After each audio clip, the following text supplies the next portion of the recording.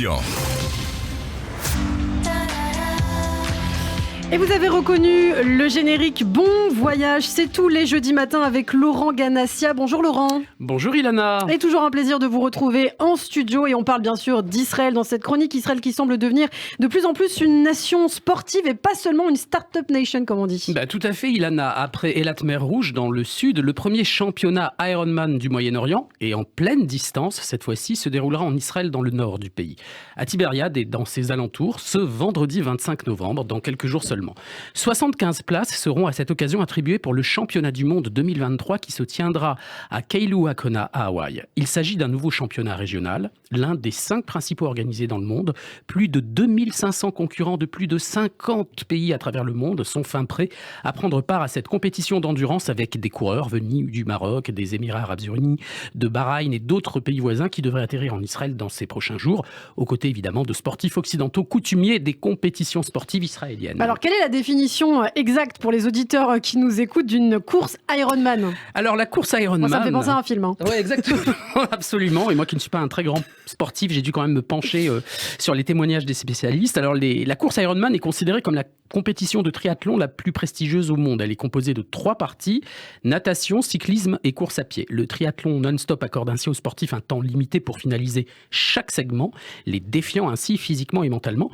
Et dans le cadre de cet événement inédit à Tibériade, il y aura 2 courses. Une course Ironman complète qui comprendra une séquence natation de 3,8 km dans la mer de Galilée, ou lac de Tibériade, un parcours à vélo de 180 km et un marathon de 42,2 km. La seconde est une course Ironman plus simple, entre guillemets, qui, elle, comprendra 1,8 km de natation dans la mer de Galilée, 90 km de cyclisme et 21,1 km de course à pied.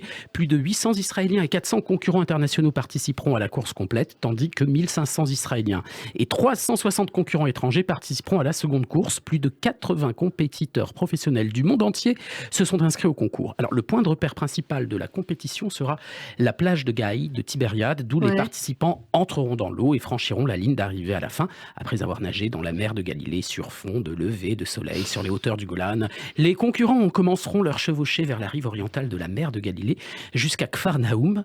Capharnaüm pour les intimes, voilà exactement, et retourneront vers la zone de transition à Guy Beach. Les concurrents seront tenus d'effectuer 2 tours de chaque section. Alors, l'initiative Ironman Tibériade 2022 est un partenariat conjoint du ministère israélien de la Culture et des Sports, du Comtech Group et de la municipalité de Tibériade, du conseil régional de la Vallée du Jourdain et de l'association israélienne de triathlon.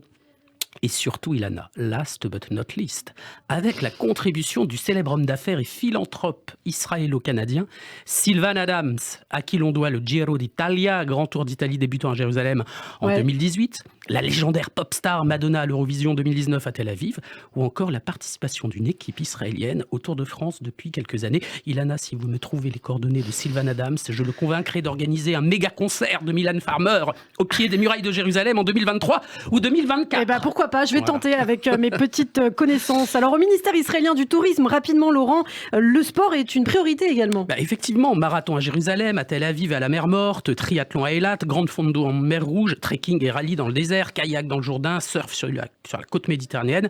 Notre ministre israélien du tourisme est d'ailleurs un ancien judoka olympique qui connaît bien David Douillet et Teddy Riner. Et récemment, Yoel Razvozov, puisque c'est son nom, a même incarné James Bond dans un clip parodique vantant les merveilles d'Israël.